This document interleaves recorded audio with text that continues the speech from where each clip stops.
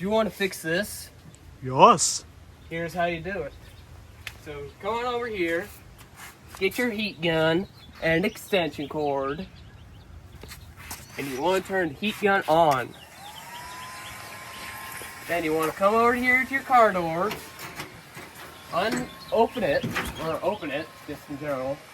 Then just apply the heat gun to the rubber bits.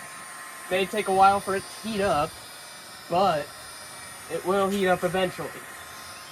Yes, it will.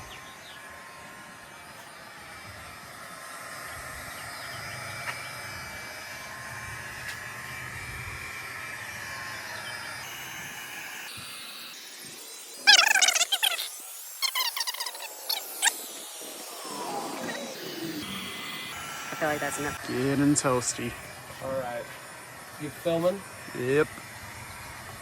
So what you do after it's all nice and toasty, you slam the door shut and you let it cool until it's all nice and molded.